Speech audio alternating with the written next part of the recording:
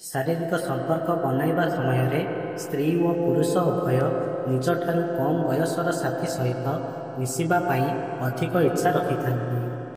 प्रत्येकटी मनुष्यर तीनोटी जीवन थाए। प्रथम सार्वजनिक जीवन, द्वितीय निज जीवन और तृतीय गुप्त जीवन। जो पुरुष माने हल्का मोटा होइथांती तेबे सेमाने जेमिति देखिबाकू होइथांतु ना काहेकि निज महिला साथी को बिछଣା उपरे शक्तिशाली पुरुष मानक अपेक्षा अधिक मजा देइथांती। महिला माने निजर भावनात्मक संतुष्टि पाई धोखा देइथांती और पुरुष माने निजर यौन संतुष्टि पाई अधिक धोखा देइथांती। जेतेबेले कौनसी एक व्यक्ति आपणको कौनसी रहस्य विषय लुचाऊ थांती तेबे से आपणक आखिरे आखि मिसाई कथा होई पारिबे नहीं।